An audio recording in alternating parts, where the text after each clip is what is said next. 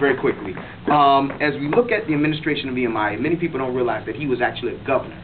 Nehemiah went into the position of a governor at Jerusalem when he left his position as the cupbearer for the king to go back and see about the issues that were going on in Jerusalem.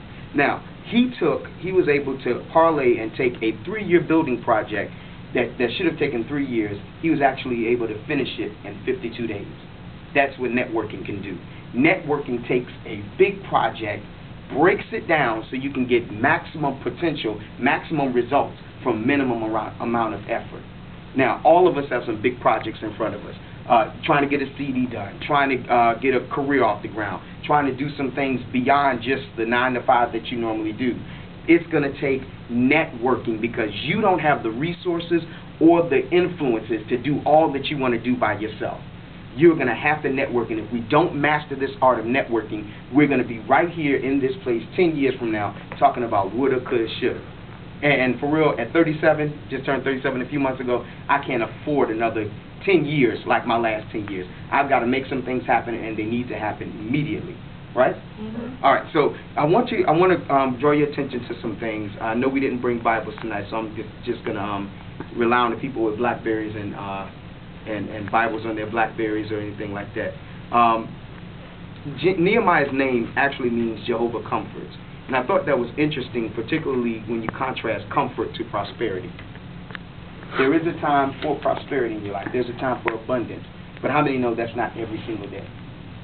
I mean, I know we're believers and we're blessed and highly favored. We walk in the supernatural wealth of God. But there are times when you are looking at the phone and you know your call ID like I do. You know this is a bill collector, and I'll talk to them with my check deposits on Friday. It's just real. So Nehemiah's name doesn't mean God prospers. It means God comforts. Comfort is only need when there's adversity. Nobody just walks up and says, I just wanted to comfort you. No, you don't go to that section of the card catalog unless somebody's lost somebody's lost a job, they're not feeling well. That's when we pull out comfort.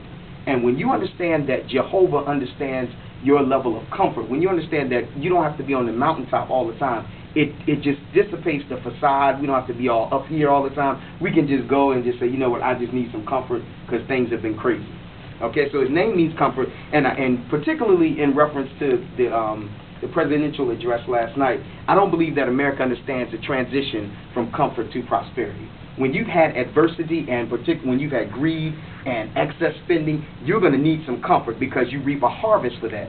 And America is notorious for wanting great things when they deserve a bad harvest.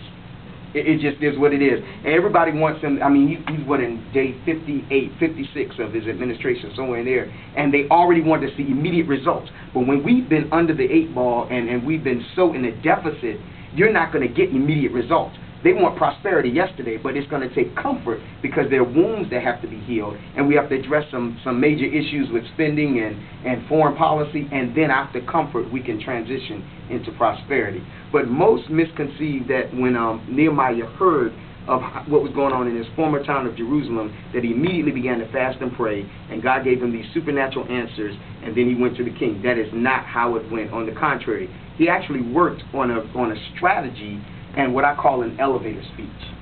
Does anybody have any idea what an elevator speech is?